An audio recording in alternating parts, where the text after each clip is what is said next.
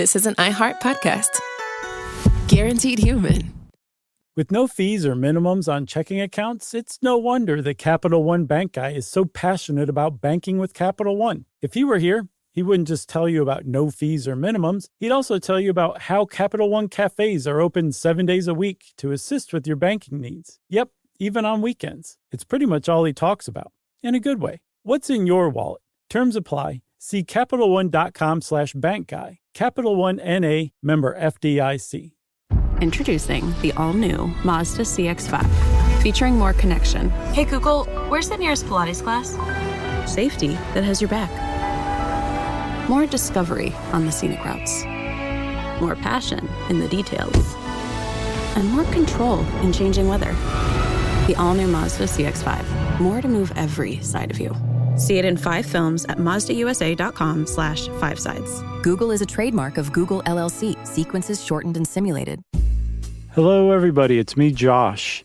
And to get you in the holiday spirit, I've selected for this week's SYSK Selects our episode on Black Friday, a classic episode that I'm hoping you'll enjoy because it's apparently the most deadly time of the year. Get in the Grinchy spirit and listen to us basically demolish the most made-up sub-holiday ever invented. It's as good as the day it dropped. Enjoy. Welcome to Stuff You Should Know from HowStuffWorks.com.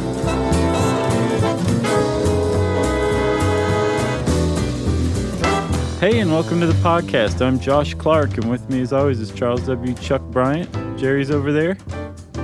And that makes us Stuff You Should Know. I love that you just checked to make sure Jerry was there. She's very quiet. You literally turned your head and body. Right. Yep, she's there. I did the Bigfoot thing, though. Like, I had to turn the whole side of my body to look over my shoulder. That's how you know that was real footage. Well, typically when you know Jerry's here, because you can just smell like miso soup or something emanating from our right side. Yeah. Or my right side. Your right side. Yeah. But it's not emanating from you. It's coming from Jerry. Yeah. She stinks like miso, which is actually a very pleasant smell. Salty and umami. That's right. So, Chuck. Yes. Have you ever been to a Black Friday sale? No. No. And I want to say no. Oh, yeah. Well, I mean, that's for me. That's a decent qualifier, though, because it's not like an average sale. And, like, if you don't go to a Black Friday sale, there's a pretty good reason why is because you're scared. Well, yeah, and I think this is one of those, a very divisive topic. You're probably either really into going or it's the last thing on earth you would rather do. I don't know. A lot of people are like, maybe I'll go check out a doorbuster at 3 a.m. I think there are people who do have that idea, but maybe not at 3 a.m. Sure. It's almost like a multifaceted creature. Like it is for some people, like just in the middle of a normal shopping day on the Friday after Thanksgiving, they'll go to a store and it's fine and there's some sales or whatever. But then, hours earlier, these hardcore people, who had bathed in the blood of their fellow shoppers. Well, sadly, yeah. Yeah. We'll see. Had already come through and gotten all the best deals. Yeah. And then there's those of us like us who are just like, I'm not going out. It is literally, and I'm not overstating this because people always say literally when they mean figuratively, but it is literally one of the last things I would ever do in my life. Yeah. I can't think of many. I'd rather go to the DMV than go to a doorbuster. The DMV? Yeah. In between North Korea and South Korea? No. That's the DMZ. Right, okay. I always get those two confused. No, I'd rather go take the last ticket from at the DMV and have to wait all day than go to a doorbuster sale. Yeah. No, I don't blame you. All right. So we'll get to more hate spewing about this later. But right. And I should state my opinion. I feel like if this is your thing, that's awesome. Well, true. I'm not like cast dispersions on people who disparaging remarks. Is dispergence a word? Nope, it is now, though. You're like your own American dictionary, the New Chuck Dictionary. We should make that up. I like it. Yeah. We could add 5 or 6 words already. Chuckisms. Yeah, agreed. I'm not saying poo-pooing people who do it. If you're into it, great. As long as you conduct yourself in a reasonable manner and you don't turn into a monster like others do. Right, but there is there are obvious criticisms of the day too, which we'll get into. But I think first, Chuck, we should explain what the, as you would say, we're talking about to the people who listen to this podcast and don't live in the United States? Because Black Friday is pretty much a uniquely American experience. It is. I think most people probably know, but just very quickly, it is the day after Thanksgiving now in the United States. Yeah. Is known as Black Friday, and we'll get into the pretty interesting history of it. But it's the biggest shopping day of the year. Right. And there are all these crazy specials that they run, and we'll get into that as well. But quite simply, it is the busiest shopping day of the year. Day after Thanksgiving. Right. And its origins, well, the origin of the term Black Friday goes back kind of a ways, apparently to the mid-20th century. But the idea of going shopping, starting your Christmas shopping on the day after Thanksgiving actually goes back to the late 19th century, early 20th century, thanks to department stores like the Macy's Thanksgiving Day Parade. Yeah. And as a part of those parades, Santa Claus... It's no accident that it's a Macy's parade. Right, exactly. You know? Yeah. It's still a good parade, though. Yeah, have you ever been? No, I haven't. Yeah, I've never been to the parade, but a couple of times Emily and I have gone to the day before when they blow up the floats, oh, yeah? Which is really neat. Very cool. You mean I have a friend who's actually holding one of the floats. Oh, really? One of the balloons. Oh, cool. This year, yeah. Yeah, it's fun to do, although we did it like 8 or 9 years ago, and it was really neat and sort of crowded, and then we did it a couple of years ago, and it is nuts now. Is it? It's kind of gone overboard. Gotcha. The word got out. I think I saw something last year in the news. Yeah. Yeah. It's not a place to go if you don't like strollers. Let's just say that. Oh, yeah? Oh, yeah. Strollers with all-terrain tires? Yeah. But the idea of starting your Christmas shopping the day after Thanksgiving came from those parades. And they came from those parades because all of those parades, pretty much to a parade, featured Santa Claus. Yeah, and usually at the end, kind of like bringing up the rear, and that means we're kicking it off. That's the official start of the holiday season. That's right. Santa Claus has made his first public appearance. So from the association of those two came going holiday shopping the day after Thanksgiving. That was in the late 19th century. In the 50s, they think, or early 60s, the 50s, calling the day after Thanksgiving Black Friday came about, but it didn't necessarily have anything to do with shopping by then. It was from factory owners who apparently coined the term. Yeah, and there's also the other competing theory that it was the day that stores would go into the black, meaning start to show profit. Right. But that's not quite right, is it? No, so that's a fallacy. That's actually it's a made-up fallacy to gloss over the original meaning of Black Friday. And it came out of Philadelphia in the 60s, and the cops and the bus drivers and the city workers who worked downtown came up with calling that day Black Friday because apparently tons of out-of-towners would leave their homes on Thanksgiving, converge on Philadelphia to watch the Army-Navy game on the Saturday after Thanksgiving. But they had a day to kill, so they all started doing their Christmas shopping because there were sales in downtown Philly every year. And the place would be nuts. And this was where Black Friday came from. Apparently, the police department wanted to basically keep people away. So they'd be like, well, you don't want to go to downtown Philly. It's Black Friday. Right. And that was the original reason or origin of the term. Yeah, I see you saw in here an article from the AP in 1975. A sales manager at Gimbel's was quoted as saying that's why bus drivers and cab drivers call today Black Friday. Yeah. They think in terms of the headaches that it gives them. So I learned something new when I read this. Yeah, and then I had no idea. It spread out of Philly, and then years later, the retail lobbies and retailers themselves said, we got to come up with a better origin story for this because we want this to be a day that people want to get out of their house and go shopping, you know? But we should point out, even though it is not the day that companies go into the black, as it were, which, by the way, comes from when they did accounting by hand, you would write in red ink or black ink, depending on if you were ahead with money or behind. Red ink meant you were in the hole. Yeah. Black meant everything's good. Exactly. Even though it does not mean that, the holiday shopping season is when stores make up between 20 and 40% of their retail profits. So that's a lot. Yeah, I mean, even Emily's small business, like I don't know about majority, but a large percentage of her yearly sales are, the couple of months. Yeah.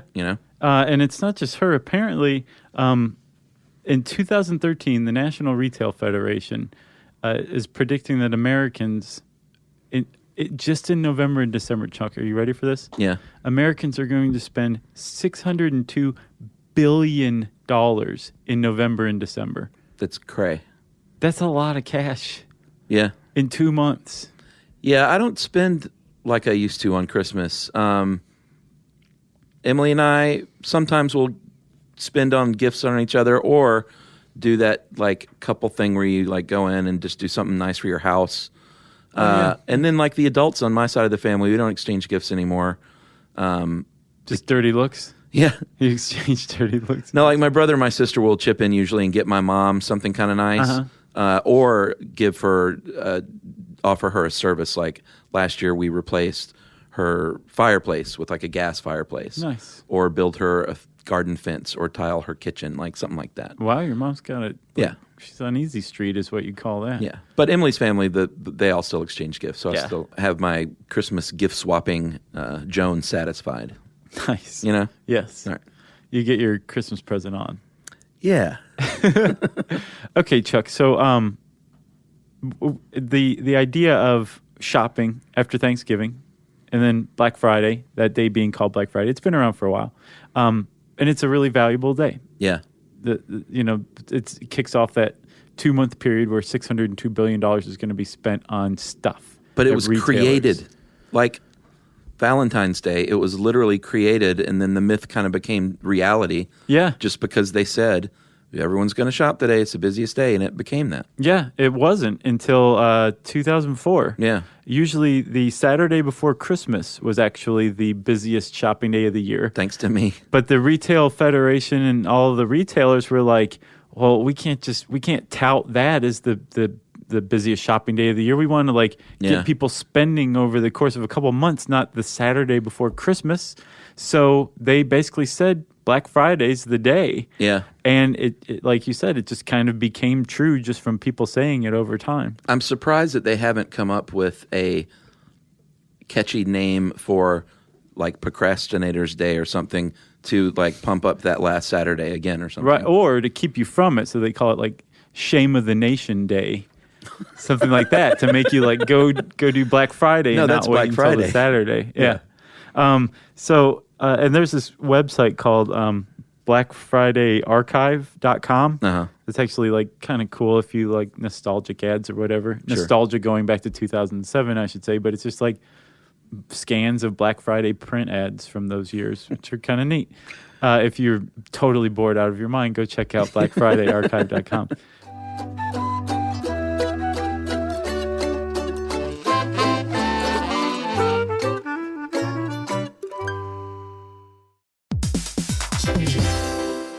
Hey everybody, we're here to talk to you about Wayfair, who believes that spaces should be functional, they should be comfortable, they should be well designed, and they can be well designed by you with their help. Your updated space should feel more comfortable, inviting, and practical for everyday use. And we're talking about outdoor seating. We're talking about grills. We're talking about major appliances. If you need storage solutions, Wayfair can help you out. Patio lighting, rugs, decor. It is your one-stop shop for home. Yeah, I mean, it's getting nice out, so it's time to think about living outdoors for the next few months. And Wayfair knows that outdoor furniture, it's heavy, it's intimidating to assemble. So Wayfair has stepped in and said, we're going to handle the hard part so you don't have to. That's right. You can shop Wayfair Verified, your shortcut to the good stuff. And that means their team of product specialists are going to vet everything by hand using a 10-point inspection, testing things like, quality materials, functionality, and features, and even how long it takes to build that piece of furniture. And the overall experience save time, reduce hassle, and improved convenience. Patio season is here, and these deals won't last. So head to Wayfair.com right now to get your outdoor space ready for way less. That's WAYFAIR.com. Wayfair, every style, every home.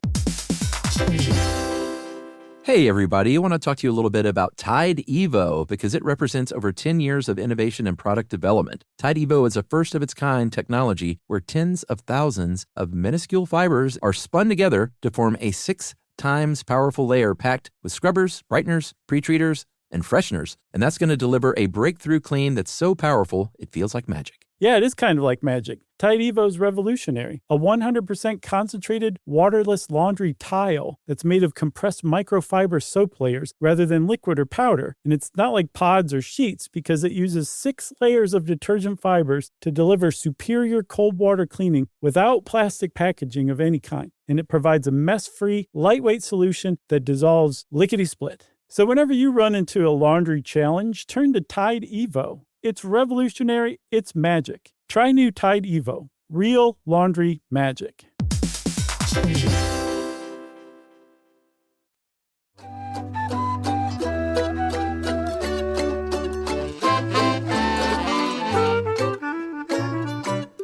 So Black Friday became a smashing success. Like 2004, 2005, it's a relatively recent thing that it became what it is today here in the States, which is an out-of-control juggernaut of shopping and consumeristic frenzy, right?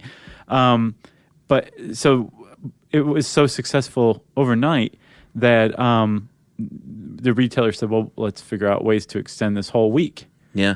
So they came up with Cyber Monday in 2005. Yeah, that's pretty recent, and it is the online shopping version of Black Friday, the Monday after Thanksgiving. And that was another thing they just made up. Another self-fulfilling myth that they said that's the workers go back to their computer after Thanksgiving on Monday and they do all of their online shopping. Well, that wasn't really true, but now it is because the retailer said it was and the media reported it. And not to be outdone, in 2010, American Express invented Small Business Saturday, which is when you go out and support small businesses with your money. Especially ones that take American Express. Exactly. So it's interesting. They're literally creating days to tell people, basically, if you're not shopping today, you're missing out on really good deals. Right, exactly. And the more days, the better, as far as retailers are concerned. But there's only so many days after Thanksgiving. So they started to think recently, like, well, what if we pushed in the other direction? Rather from Friday on, what's behind Friday? Oh, yeah, Thanksgiving. We can't touch that. For shame. Well, starting in 2012, they started touching it. Walmart actually opened at 8 p.m. on Thanksgiving in 2012. And there was a general strike called that we'll talk about later because of that. Because these stores are not supposed to be open on Thanksgiving. Thanksgiving is its own day. It's a day of being with family and celebrating and giving thanks. Up until 2012, it was sacrosanct. Yeah, this year Macy's and JCPenney for the first time are opening on Thanksgiving, and Sears and Toys R Us as well on Thanksgiving evening. And Kmart is opening at 6 a.m. on Thanksgiving, basically extending Black Friday through the weekend. 41 hours. Yeah, that's not a day. That's how long Kmart's going to be open. Black Friday at Kmart lasts 41 hours. Yeah. That's pretty crazy. And at shopping malls, you're going to have some smaller stores doing the same thing. An estimated 20 to 25% will be open at 8 p.m. on Thanksgiving Day, and 2/3 will open at midnight. So essentially what's happening is Thanksgiving evening is being ruined by retail. Yeah. You know? Yeah, I think the retailers would say, well, we've seen that people, right? We've seen that people start lining up Thanksgiving afternoon, Thanksgiving evening to wait for us to open like that, the next morning. So why don't we just open? So, I mean, I think it's kind of, it goes both ways, but I pretty much see where you're coming from. Yeah, well, this year it's a little trickier, too, because Thanksgiving comes on November 28th, which is the latest it's been in 11 years. Yeah. Is that right? Yeah. 2002? Yep. So, weirdly, because they still sort of have to enforce Black Friday, they're actually shortening their own shopping season a little bit this year. Right. Which is probably why some of them are opening on Thanksgiving. That's exactly why. It's 6 days shorter than usual this year. So just by the very existence, by making up Black Friday. They've screwed themselves this year a little bit. They have. By a week. Yeah, because there's, in other countries like Canada, the UK, the Netherlands, countries that observe the Christmas holidays like we do in America, meaning everybody gives everybody else presents and things like that, and they spend money. Yeah. but those countries don't have a Black Friday, a day that officially kicks off the holiday shopping season. Right. Those countries spend more over the course of the holiday season because they have a longer period of time to shop. Yeah. So without Black Friday, in America, the retailers would possibly make more money. So they've definitely painted themselves into a corner by making Black Friday such a thing. And this year, it's really kind of pointing out like, ooh, we may be shooting ourselves in the foot here. So what can we do? Well, their solution has been, well, we'll just take over Thanksgiving too. Yeah. But that's not necessarily sustainable. And there's a lot of people who are saying Black Friday is going to go the way of the dinosaur. Yeah, I read an interesting article in the New Yorker this morning, a finance article. I think it was New Yorker. It might have been New York Times. But this financial analyst was basically analyzing how the sales go and sort of saying that it's really not financially the smartest approach to take for the offer shoppers or the retailers? For the retailers to offer these huge, deep discounts and sort of blow it out in one day. A better, smarter financial approach would be to elongate the shopping season and not even discount things, maybe even raise prices. And his contention is that they're shooting themselves in the foot. Right. But I think he's right. Yeah, he probably is. But at the same time, if you're one of those people like me, frankly, who went to the mall the day after Halloween, and saw that the lights were up, the garland was out, Santa's workshop was ready to go. After Halloween? November 1st. Wow. The place was totally decked out for Christmas with Christmas carols piping through. Yeah, see, that's ridiculous. But see, but that was the great thing about Black Friday. It's like you had a month of just kind of chilling out, everything, getting ready between Halloween and Thanksgiving. Then you had Thanksgiving, and then the holiday season started. Without Black Friday, it's kind of like this dam that's holding back the holiday season from spilling into basically October. But with retailers figuring out that it's an impedance to them making money, it probably won't start the official season any longer. It'll probably be further back from now on. Yeah. Well, I think we're technically slightly in the minority. In 2013, 53% of the population of American adults said they will shop on Black Friday. So 53%. That puts us in the minority by a bit. Yeah. And in 2011, 152 Americans 152 million. Oh, yeah. Just 150. But they spent $500 billion. Yeah, 152 really rich Americans. 152 million shopped on that day for an average of 3 hours at a time, which is not too long, but that's... 3 hours is like, it's longer than I want to shop ever, but... yeah. I saw a woman who did 16, though, like a 16-hour stretch of shopping. She better have gotten it all done at least. I hope so. You know? Yeah. Like if she shopped for 16 hours and only got like 3 gifts, it's not time well spent. There's also evidence that the internet is basically knocking on Black Friday's door. Thanksgiving Day is the fastest growing online shopping day. Yeah. And I think like 70% of the people who said that they're going to shop on Black Friday said they'll do some or most of it online. Right. So the internet's still there for retailers to make money, but the idea of Black Friday in-store sales going extinct is probably not going to happen because it's its own thing. Like there's this one consumer psychologist or consumer analyst, I think, pointed out that it's a tradition, number one. Now it is. And number two, there's a certain element of like sport to it. It's more than just getting a good deal. It's like, throwing a fist at somebody while you get a good deal. There's something to it that transcends the whole thing. So we mentioned doorbusters. It's a central part of the cog that is Black Friday. And it goes back in print, believe it or not, to the year 1917 and anecdotally to 1895, wherein a retailer will basically say, you know what, we have one item, or usually it's a few now, but some really deep, and really super great deals on just a few select items. So like, for example, a good laptop for $180. Yes. And like deals like that, iPods for half off or a TV for like $200, like really, really, like you said, very good discounts. But here's the deal. It's a scam, people. Oh, it's a bait and switch scheme. It's a bait and switch. They've only got a very limited amount of these select items, which is why the violence happens, which we'll get to in a minute.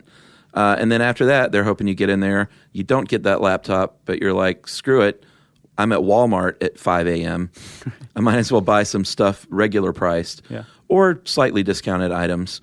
And, that's how they get you in the store. That's how they get you. It is. And it's true that these items do exist and they are for that deal. They're for that price, I should say. But there's only like 10. And in the fine print, it's like one per person, and that deals is for in stock only. Like you can't get a rain check or anything like that. No. But the concept that these deals do exist for those items that are in the store, coupled with whoever physically gets their hands on that item first gets that deal. Yeah. Leads to doors actually being busted. It's called Recipe for Disaster. Yeah. All right, so before we get to the dark days and the bad stuff that can happen, truly, let's do a little message break. Okay. Stuff you should know. Hey, everybody. I want to talk to you a little bit about Tide Evo because it represents over 10 years of innovation and product development. Tide Evo is a first-of-its-kind technology where tens of thousands of minuscule fibers are spun together to form a 6 times powerful layer packed with scrubbers, brighteners, pre-treaters, and fresheners. And that's going to deliver a breakthrough clean that's so powerful, it feels like magic. Yeah, it is kind of like magic. Tide Evo is revolutionary. A 100% concentrated, waterless laundry tile that's made of compressed microfiber soap layers rather than liquid or powder. And it's not like pods or sheets because it uses 6 layers of detergent fibers to deliver superior cold water cleaning without plastic packaging of any kind. And it provides a mess-free, lightweight solution that dissolves lickety-split. So whenever you run into a laundry challenge, turn to Tide Evo. It's revolutionary. It's magic. Try new Tide Evo. Real laundry magic.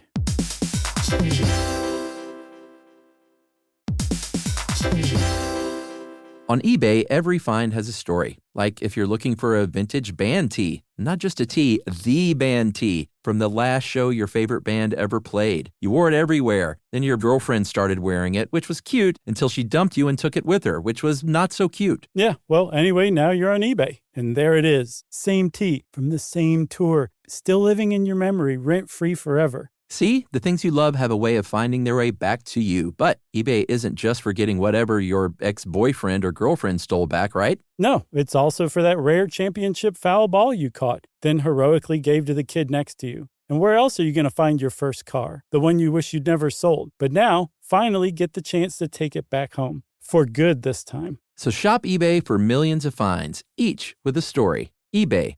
Things people love. Stuff you should know. All right, let's go back a little bit to 2008. And probably I was going to say the darkest incident, but I think the Toys R Us may be darker. I think this one's darker because so many people were involved, yeah. Yeah, that's true. All right, 2008 in Valley Stream, Long Island. It was at a Walmart, and it was 5 p.m. on Thanksgiving. So basically people there the day before. It wasn't one of those days where it was open on Thanksgiving. Right. So they're there to wait till 5 a.m. So at least 12 hours ahead of time. There were about 1,000 people already set up there. Some people are camping out in tents. They're waiting. They got their coffee. They're probably slugging some Jim Beam to warm the belly. And so the police came out and said, you know what, let's set up a buffer zone, a barricade, which worked till about 2 a.m. when that was breached. And the cops basically said, we're out of here. This isn't part of our job. Yeah, the crowd had turned angry a little bit after that. So one of the store employees had some family members come and they took them out of the line and took them in the store. Not a good idea. Yeah, but even if everyone in the crowd would have been cool with it, I don't think everybody in the crowd realized that they were family members of an employee. Sure. So the crowd actually turned ugly. Yeah, they broke through the barricade and were squeezed against, you know how the stores have the entrance and then that little glassed-in vestibule area before, and then usually a second entrance to get into the store itself. So there was about, by this time, there was about 2,000 people waiting for the store to open. It was 4 a.m. The store was going to open at 5. And a couple hundred were in between this little buffer zone and those front exterior doors. Yeah. And being pressed up, literally crushed to death. And there's this fascinating article in the New Yorker by a guy named John Seabrook called Crush Point. And it's about not just this incident, but just crushings in general, where a crowd can crush somebody. Yeah, we covered that like years ago. It seems like it. Yeah, totally. But anyway, you should check out that article. Yeah, people literally yelling, push the doors in, chanting this. And just before 5 o'clock, it's a pretty bad scene. And workers in that vestibule area realized that there was a pregnant lady named Leanna Lockley being crushed against the doors. And so they were like, we got to get this lady in here. Yeah. Open the doors enough to squeeze her through. She got in, and then the crowd surged forward. And it just kind of went downhill from there. And they still did the 10, 9, 8 countdown. Isn't that mind-boggling? It's mind-boggling that they didn't. Well, first of all, that the cops left. Yeah, they said apparently in a court deposition that the cops, when they left, said controlling this crowd's not in our job description. Good luck. Walmart had hired a security force of 2 for the event. One person hadn't shown up. The other one was inside the store, not helping. So they got a bunch of their stock guys, their biggest dudes that they could find, and said, come stand in this vestibule and help anybody who like falls down or if there's That's when I would have been like, dude, that's not in my job description. Exactly. Well, they didn't say that. And when the doors finally opened after the festive countdown, while these people were being crushed against the front. Unbelievable. The doors started to open, and right when they opened, they actually gave way and were literally busted by this wave of humanity. Yeah, and at that point, the employees, their little Red Rover line was completely ineffective. Yeah. People are getting knocked down. Some of the workers are getting blown out of the way. Some are jumping on vending machines. It's ridiculous. What? Yeah, a couple of them like climbed up the Coke machine to like get out of the way for safe harbor. One guy who was in the way of the crowd when the doors gave way. This article by John Seabrook puts it that he was blown back. Yeah. So again, there's a vestibule. There's the outer doors. There's the vestibule, and then there's inner doors, and then there's the store. This guy got blown from the outer doors all the way through the vestibule, through the inner doors, into the store by this wave of people. 2,000 people. Yeah, just coming in all at once, all trying to get their hands on that doorbuster. Yeah, like an iPod or something. Yeah. So that's not the end of the story, sadly. People are getting crushed. This pregnant woman trips over some old woman. She's on the ground at this point, pregnant. Yeah, Leanna Lockley, right? In danger of being, trampled to death. And then she somehow managed to get to her knees and saw an employee. Do you know how to pronounce his first name? Jimte Demore. Jimte Demore. Mm-hmm. He was assigned to help people in case anyone fell. Fell down next to her. The doors fell on top of him, and 2,000 people trampled over those doors and killed him. Yeah, he was trampled to death. He died of asphyxiation being crushed under the door. And he was a stock guy. At 6:03 a.m., he was pronounced dead 1 hour after the festive countdown to let people get in to shop. And that was at the hospital an hour later. So he most likely died on the scene. And pretty awful. What's crazy, Chuck, if that story is not bad enough, tramplings are actually really common. Yeah. And like somebody might not die, you might not be asphyxiated, and he might not have died had he not gotten caught under the door.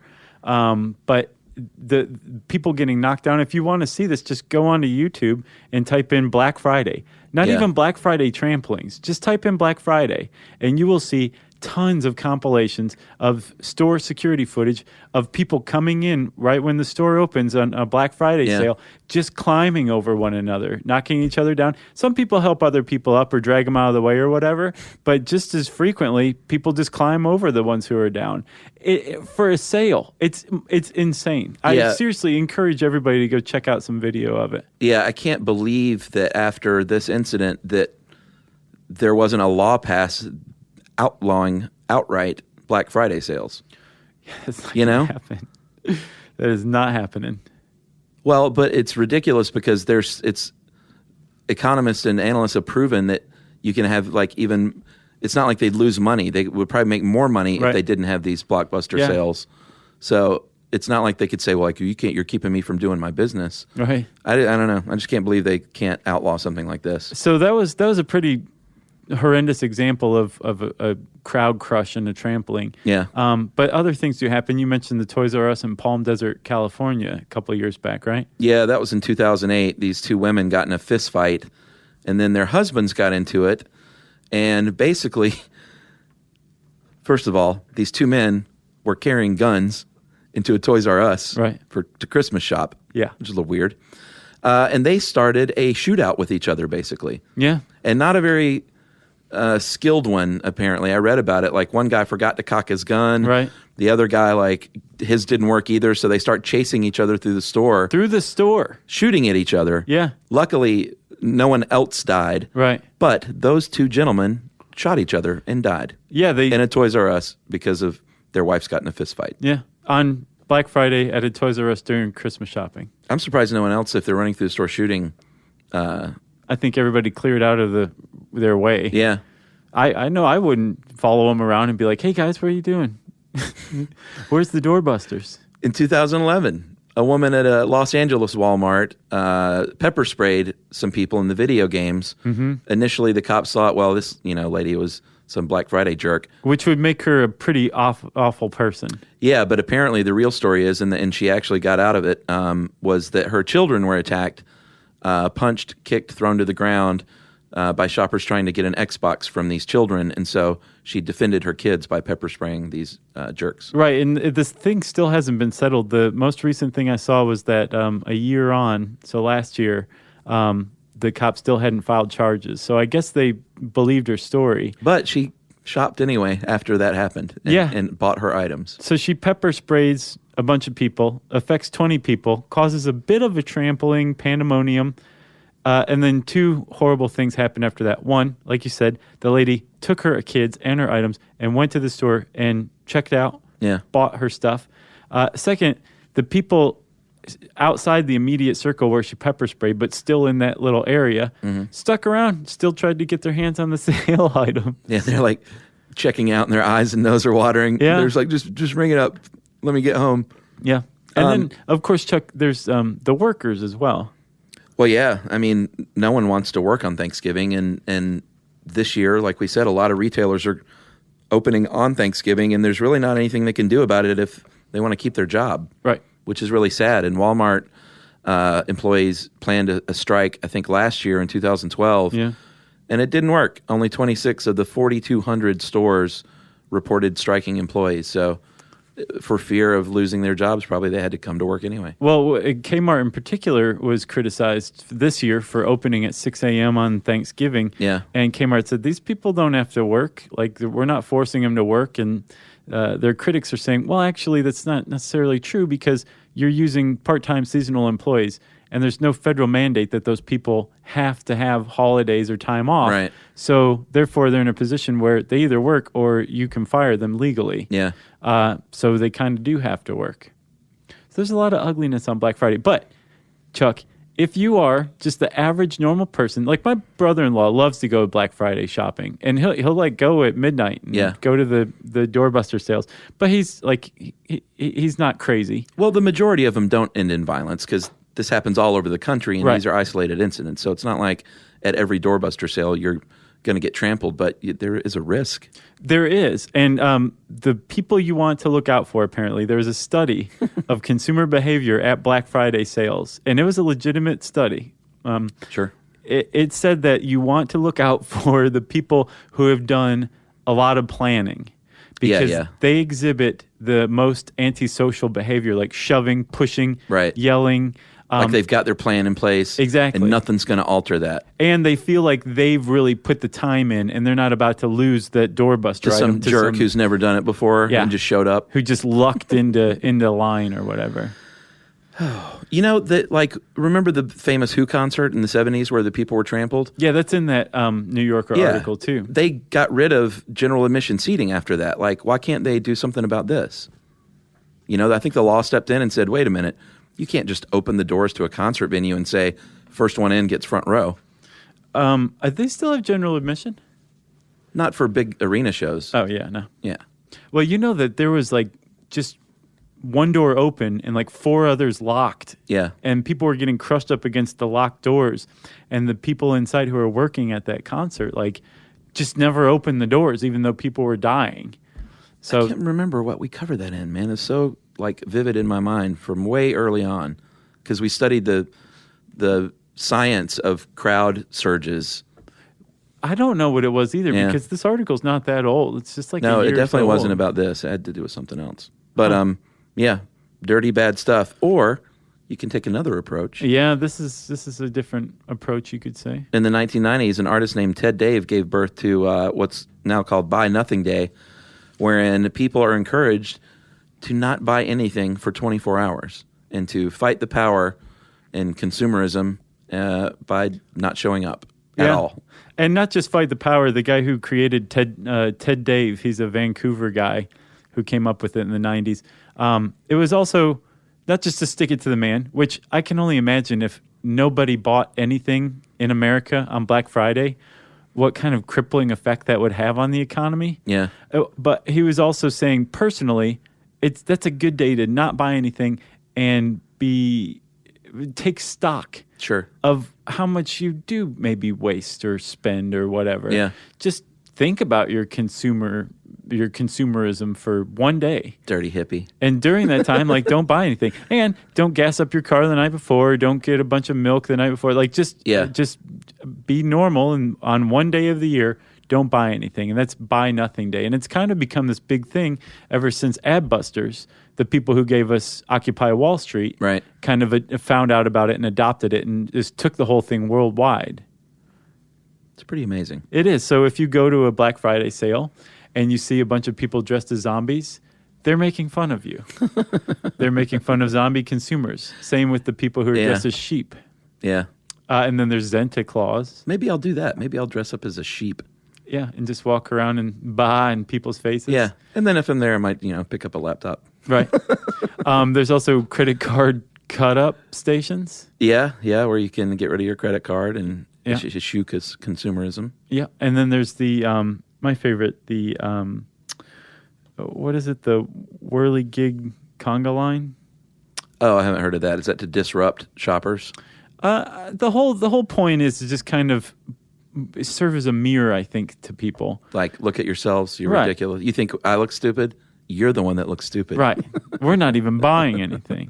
But yeah, so it's kind of a twofold thing. It's one, like, just kind of reflecting personally / sticking it to the man as an individual consumer, like realizing your power in the grand scheme of things.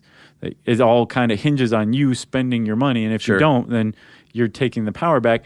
Or pointing out to other people just how ridiculous they're being as consumers. People will probably be like, where'd you get that cheap costume? Right, exactly. What aisle was that on? Nice. So I've got one last thing. I noticed the other day, I'd never heard of this before. In China, you think we like to shop. Mm-hmm. Chinese love to shop. And they have something that they have created called Singles Day. Okay. And it is on November 11th. So 11/11, the 4 ones stand for single people. And they're basically like, hey, because in China, I think you're encouraged to marry. So this is like, hey, be single. Go out and treat yourself to something online and buy something because it's Singles Day. And you should celebrate being single. Really? And it's a huge deal. They spent, this e-commerce platform in China called Alibaba is the one who really got behind it recently. And they spent $5.7 billion on Singles Day this year, which dwarfs Cyber Monday by 3 times almost. Wow. And it's the biggest online shopping day in the world. And in the first 6 minutes this year, just a couple of weeks ago, they spent $160 million in the first 6 minutes. Wow. Online in China. Jeez. Just to celebrate being single. And they're encouraged to shop for themselves, which I don't think we pointed out. A lot of people on Black Friday, when asked, say that they do some of the shopping for themselves. It's not all gifts. It's like, I want that laptop. I think 47% or 41% of people who said they're going to shop on Black Friday said they'll do most of the shopping for themselves. I usually do that. Whenever I go out, like, genuinely Christmas shopping, I'll pick up something for myself. Well, these people were saying they're mostly shopping for themselves. No, I don't mostly, but I'll just treat myself to a little something. Nice. A little something modest. And I want to say, Chuck, we don't begrudge anybody going to Black Friday sales. If that's your thing, enjoy it. That's fine. Just act like a human being. Yeah, don't take anyone's life. No. Don't trample over somebody who's fallen down. And most importantly, have a very nice Thanksgiving. Enjoy the people you're with, whether they're friends, family, old acquaintances, new acquaintances. Take some time to really enjoy this Thanksgiving day and relax and just be. I agree, my friend. Yeah. It's Thanksgiving. Be with your family. Turn off your smartphone, maybe even. Wow. Really get crazy and just be in the moment. Yeah. How about that? And we give you permission to shout down anybody who says that tryptophan is what makes you sleepy. That's right. You go ahead and set them straight. Yep. So happy Turkey Day, Americans, and other parts of the world. Whatever you're doing, I hope you're well. Yeah. Nice, Chuck. And, Chuck, we should say that, as usual, if everyone wants to send us happy Thanksgiving wishes, they can tweet to us at SYSK Podcast. Yep. They can join us on Facebook.com/StuffYouShouldKnow. You can. And if you want to know more about Black Friday, you can go to HowStuffWorks.com. I think there's like a 10 worst moments in Black Friday history article up there. You can send us an email directly to stuffpodcast@howstuffworks.com. And as always, you can join us at our very festive and thankful home on the web, StuffYouShouldKnow.com.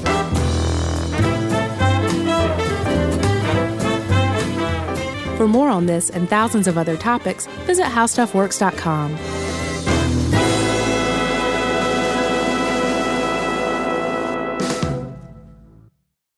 When it comes to small business, people want to talk to people, not bots, not voicemail. Your customers or clients want a real human connection. And that's exactly what they get with Ruby. Ruby is the virtual receptionist company that takes care of your callers when you're unavailable, in the middle of something, or just don't want to pick up. They can answer, screen, and transfer calls, as well as take messages, collect payments, book appointments, and more. All while saving you time and making the people you serve feel special. It's available 24/7, 365 days a year, and is 100% based in the U.S. See how it works at ruby.com, or better yet, give them a call at 844-900-RUBY. The next time you end up with something on your shirt, don't turn to your usual detergent. Check out Tide Evo. Tide Evo represents over 10 years of innovation in product development. It's a revolutionary 100% concentrated waterless laundry tile made of compressed microfiber soap layers rather than liquid or powder. It's not pods and it's not sheets. It uses 6 layers of detergent fibers to deliver superior cold water cleaning without plastic packaging. It's mess-free, lightweight, and dissolves quickly. Try new Tide Evo. Real laundry magic. This is an iHeart podcast. Guaranteed human.